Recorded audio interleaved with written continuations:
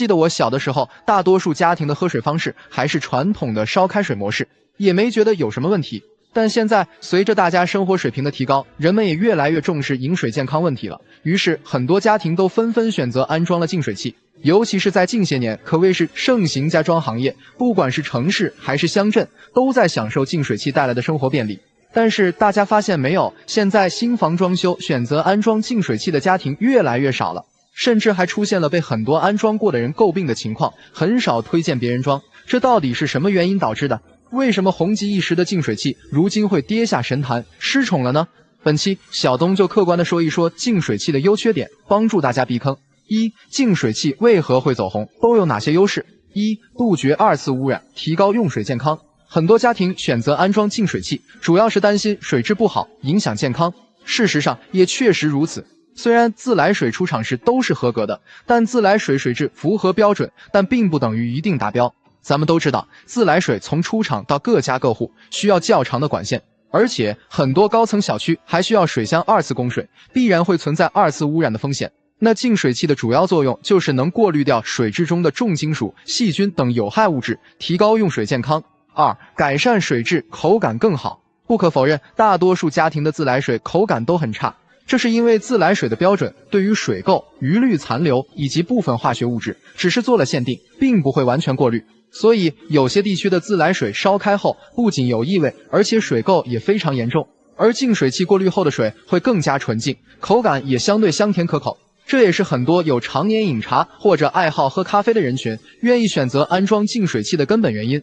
三、价格并不贵，安装有面子。有一说一，其实也有一部分人对净水器并不了解，之所以选择安装，纯属是虚荣心作祟。说白了，就是看到邻居家装了，自己也随大流跟风，不装的话觉得没面子。此外，现在的净水器也不是什么高端家电，普及率也越来越高，产品也相对成熟，即便是选择个国内一线大牌，价格也基本在2-3千元，大部分家庭都装得起。所以很多新房装修只要条件允许，一般都会选择安装一台净水器。二、净水器有哪些缺点？为何会跌下神坛？一、综合成本高。净水器不同于其他刚需家电，安装后并不是一劳永逸，使用的过程中还会消耗滤芯，产生耗材。也就是说，净水器除了机器本身的成本和安装费用之外，每年的耗材使用成本同样也是一笔不小的费用。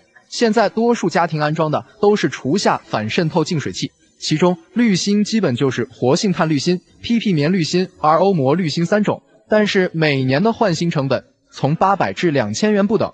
这使用成本对于普通家庭确实负担很大，综合成本太高了。二、定期换滤芯太麻烦，这一点是目前很多业主诟病最多的地方，就是滤芯更换太频繁，而且时间不透明。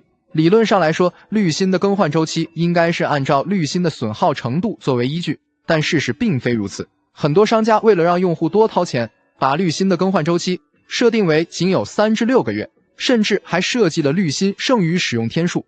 不及时更换的话，机器就自动报警，反复提示。我家亲戚一家人出门旅游半年，回来后家里的净水器就提示更换滤芯。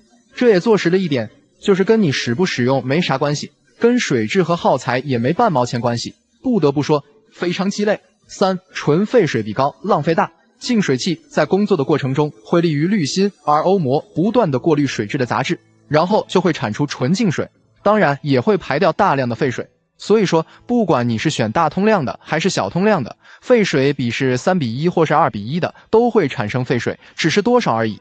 说实话，中国人骨子里都有节俭的传统美德，看着净水器产生这么多废水，白白流走了，确实感觉太浪费了。有的人可能会说，废水可以2次利用，用来冲厕所、拖地、浇花啥的。但事实上，废水水质太硬，尤其是北方地区，里边有很多杂质，拖地对拖把和地板都有影响，浇花会导致土壤板结，养鱼也根本养不活，所以还是不用为好。四、夸大宣传，质量参差不齐。在高端的净水器过滤出来的水，它的本质还是水，并没有商家夸大宣传中所吹嘘的美容、养颜，甚至能治疗疾病的功效。这些说好听点，就是商家用来推销产品的一种手段，实际上就是智商税。很多人用过之后就发现是骗局，时间一长也就不再上当了。另外，净水器也并非什么高科技的东西，无非是几个滤芯加一个外壳组成，成本不过几百块，可有些所谓的进口品牌，标价动辄5、6千元，实际上和国产品牌1、2千元的产品过滤出来的水质并没有任何区别。还有一些杂牌小厂生产的净水器，以次充好，过滤精度根本不达标，也来宣传可以直接饮用。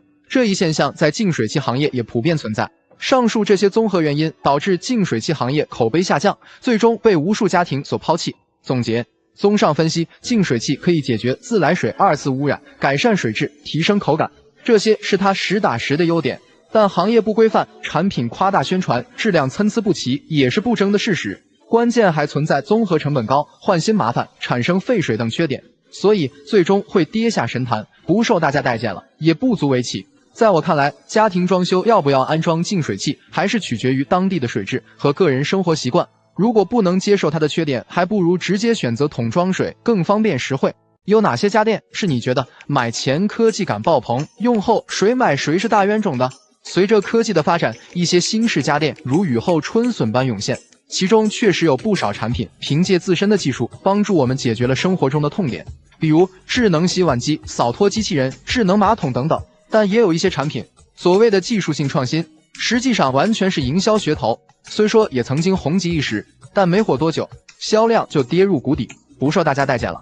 比如本期分享的这5款家电曾被吹捧上天，如今却沦为笑柄，看谁还在乱跟风。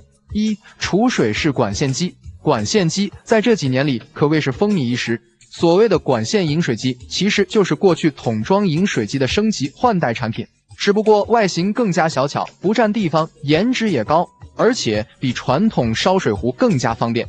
不但水温可调节，而且可以设置温度，无论是冬天泡茶还是夏天喝冰水，都能随用随取。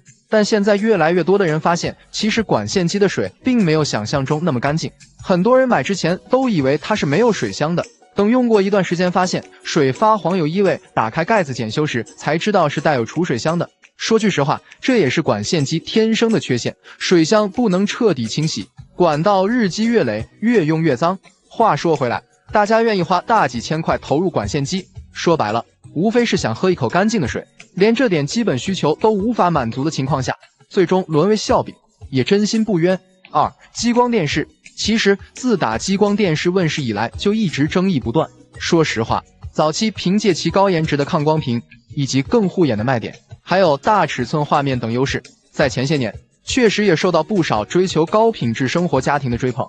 但经过这些年的市场检验，现如今早已经跌下神坛，不受大家待见了。在我看来，激光电视并不是价格虚高导致的，毕竟现在大家的生活水平也提高了。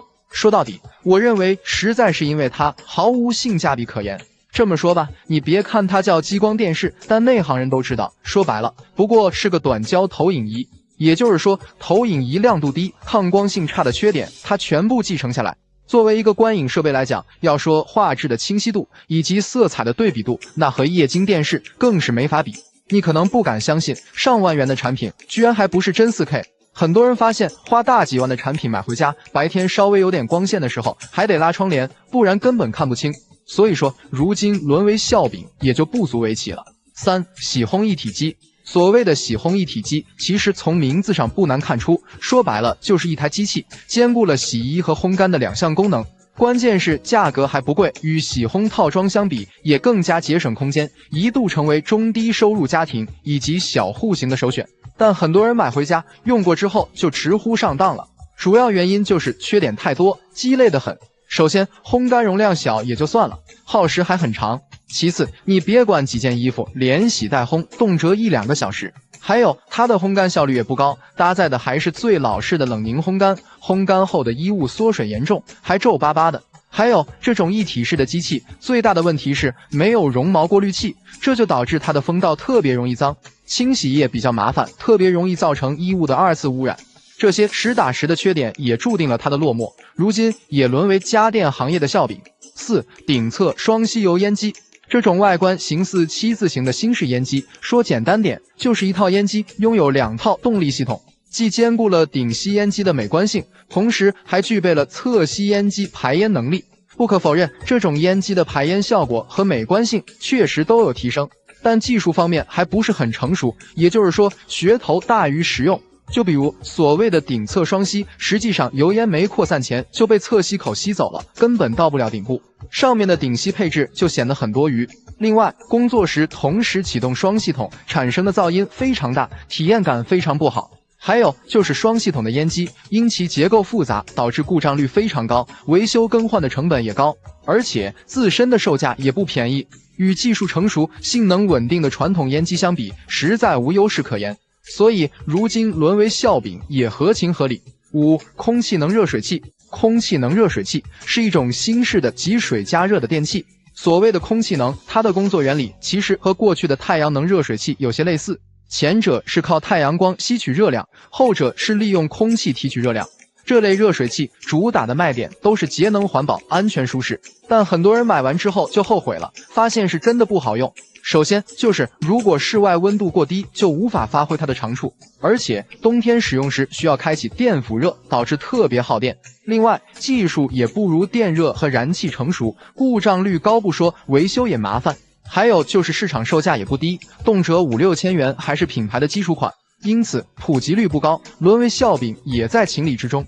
家电真的是一分钱一分货，价格越贵越好吗？家用电器是我们生活中离不开的刚需，很多人为了追求高品质生活，不惜重金去购买高端家电，但其实对于大部分家庭来说，很多刚需家电选择基础款就能满足我们的需求，真的不必过分追求高价产品。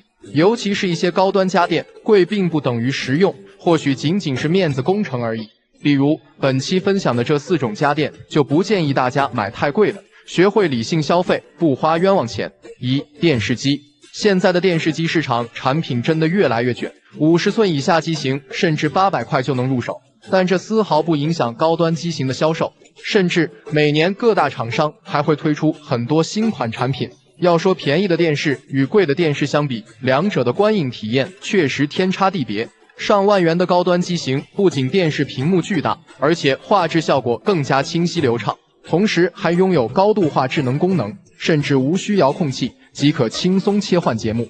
但是咱们购买电视前有没有认真想过，你家的电视能看几次呢？随着电子产品的兴起，现在回到家不是躺在床上刷手机，就是玩电脑、用平板追剧，除非家里人多的时候才会打开电视，烘托一下热闹的气氛。可以说，在大多数的时间里，电视机就是家里的一个摆设。所以，试问你买那么贵的，要那么多附加功能，到底有何用？小东建议，对于电视使用频率不高的家庭来说，选择基础款就好，没必要为新技术、更多功能买单。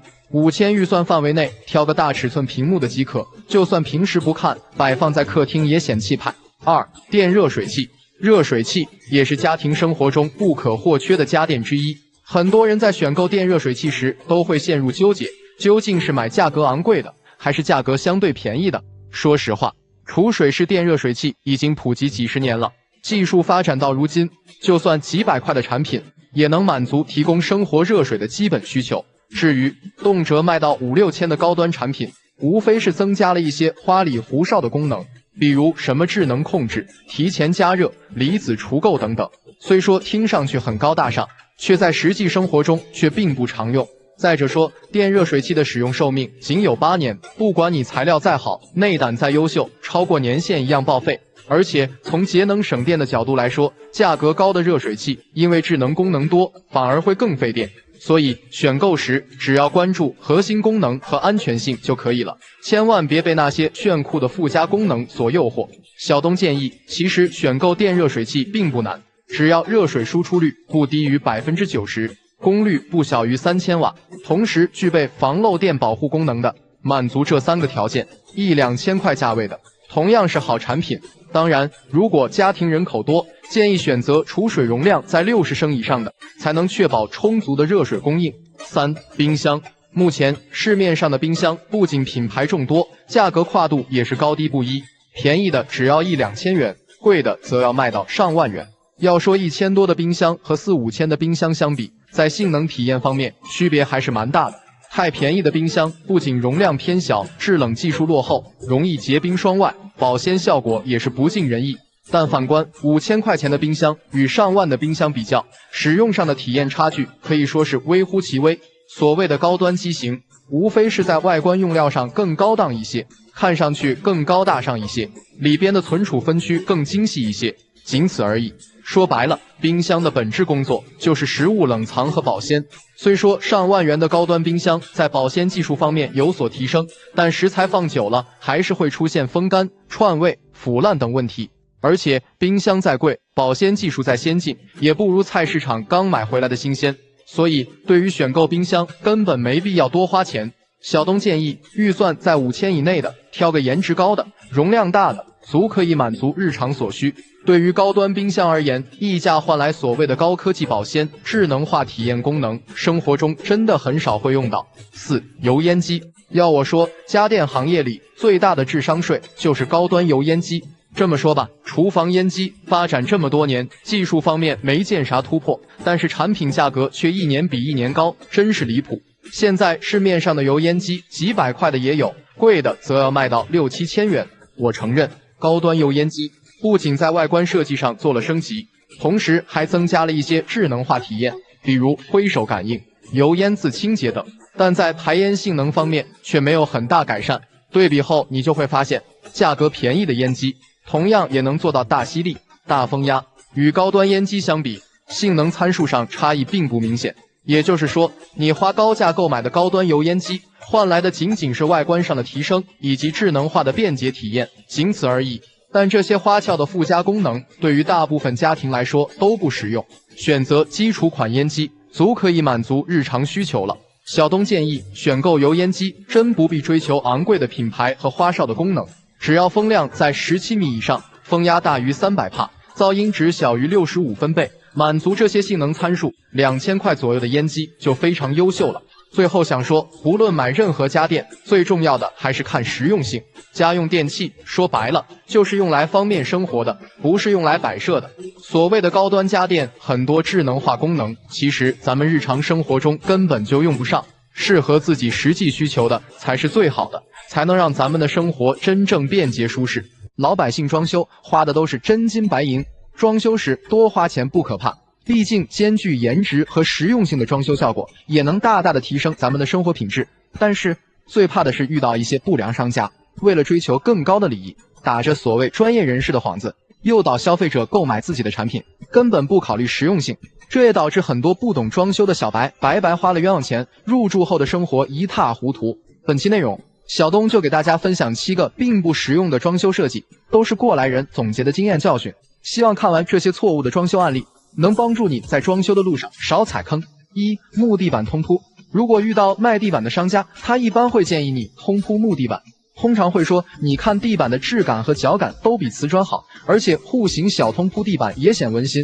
不可否认，他说的这些都是木地板的优点，但是没人告诉你，木材都有湿胀干缩的特性，尤其是木地板，受环境温湿度变化影响，将来可能会出现起鼓、开裂、缩水、变形等诸多问题。就问你这些能不能忍受？所以通铺木地板一定要充分考虑室内环境，比如南方比较潮湿的地区和北方有地暖的家庭，在我看来都不是很适合。如果对木地板有执念，可以考虑卧室铺木地板，客厅选择瓷砖也是个不错的方案。2. 选科技布沙发。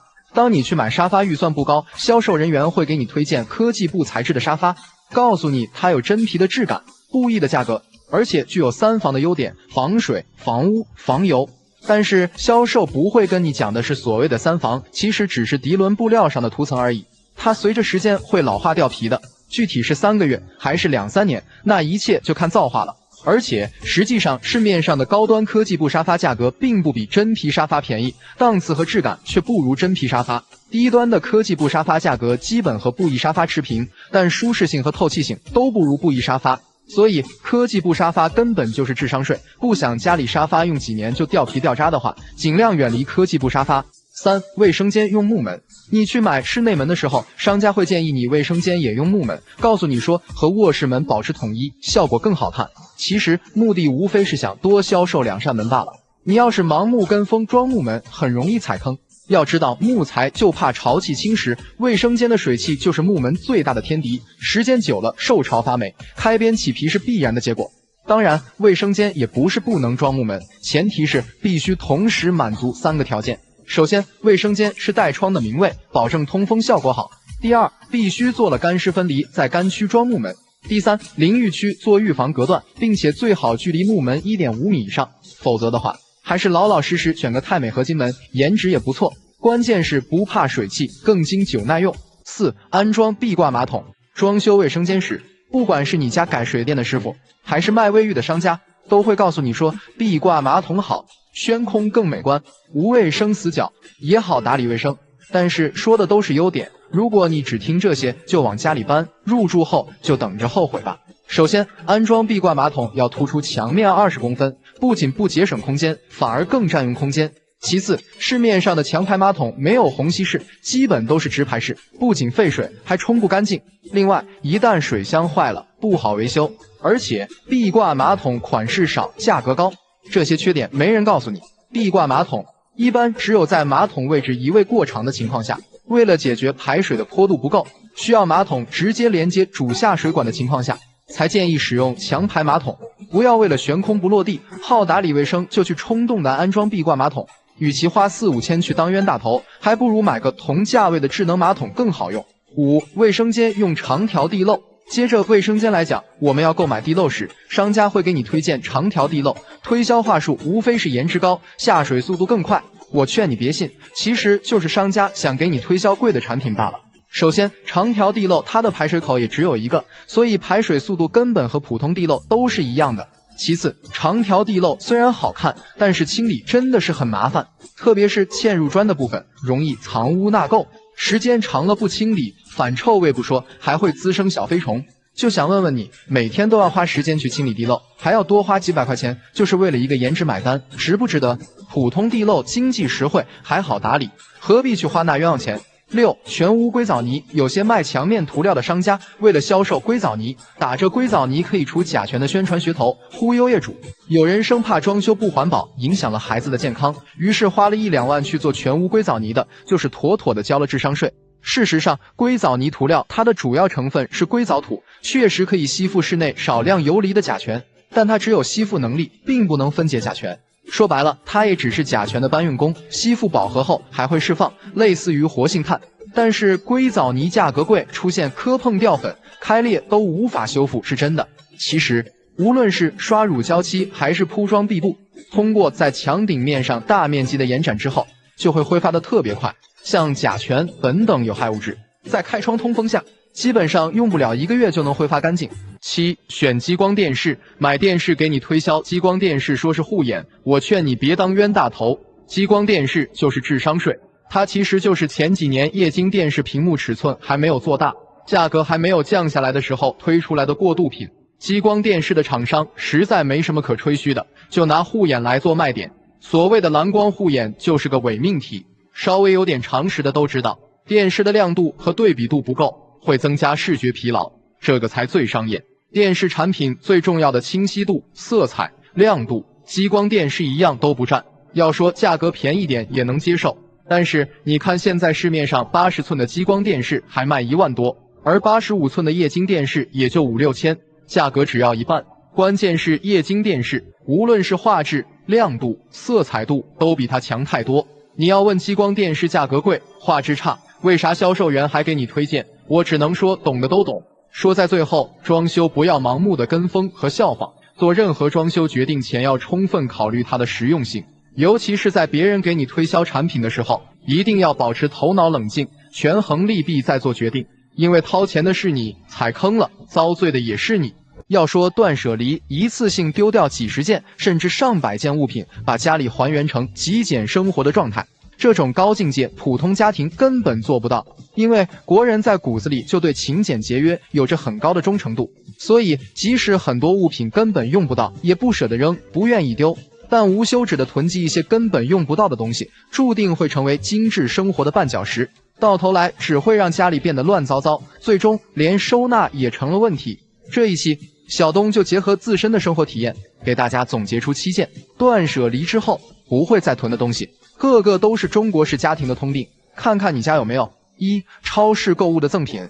不得不说，现在的商家真够精明，把人们爱贪小便宜的心理拿捏得死死的。就比如说，每次陪老婆去逛超市，他都会被捆绑销售的一些赠品所吸引，什么买饮料附赠的杯子，买方便面附赠的盘子，结果原本计划在购物清单上的物品一样没买，反倒是带了一堆看似实惠，实则无用的赠品回家。久而久之，这些用上的锅碗瓢盆就成为了家中的累赘，丢在橱柜的角落里，吃灰又占地方。小东建议，所谓的赠品其实就是超市促销的一种手段，千万不要抱着不要白不要的心理，建议趁早断舍离，把家里的收纳空间留给精致且实用的家居物品上。2. 外卖剩下的一次性餐具。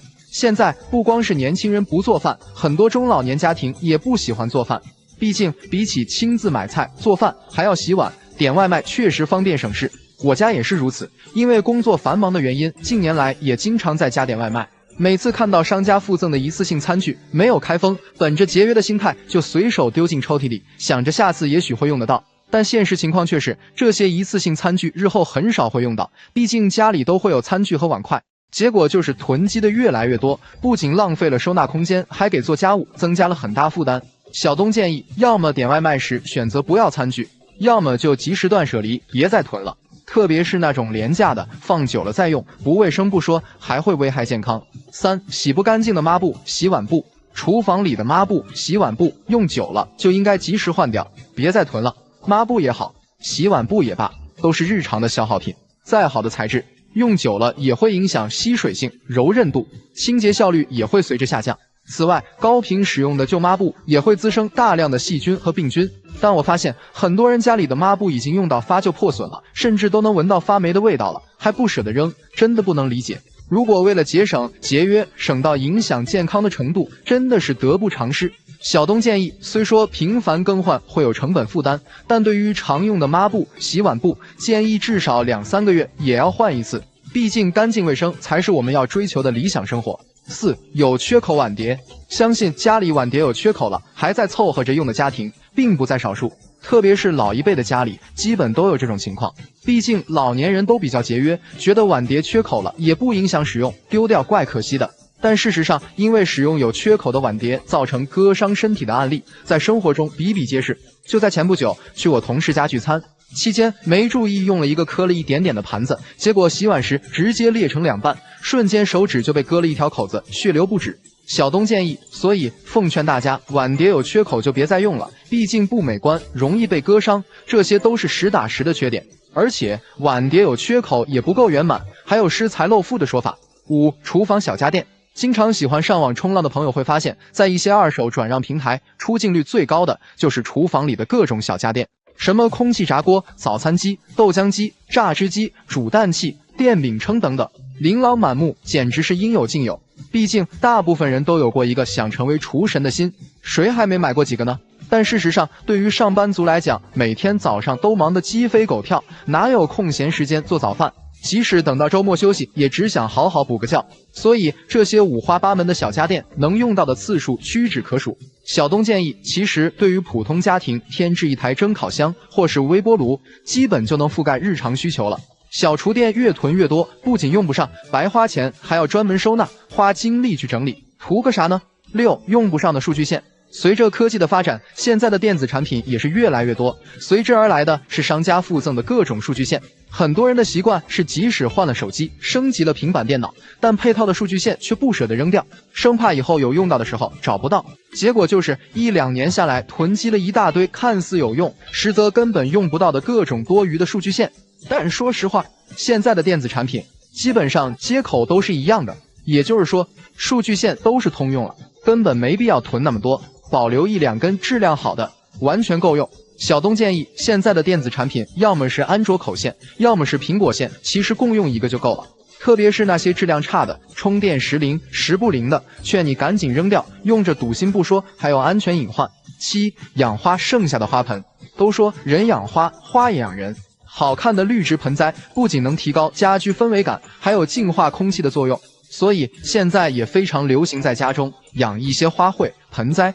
但说实话，养花种草也是一门学问，不是所有人都能把花养活。就比如我妹家，前段时间就痴迷上了养多肉，大大小小的品种搞了几十盆，结果没到半年就死得所剩无几了。花虽然养死了，但花盆却不舍得扔，堆在阳台上到处都是。很显然，这些闲置无用的花盆留下来也是一点价值没有，只会让家里的环境变得脏乱差。小东建议，如果已经决定以后不再养花了，就要及时处理掉。真的觉得直接扔掉可惜，不如送给身边有需要的亲人、朋友，让他们发挥更好的价值。其实，断舍离不仅仅是一种生活态度，更是一种必要的生存智慧。以上这7件东西，个个是贫穷家庭的通病，是我发誓断舍离之后不再囤积的物品。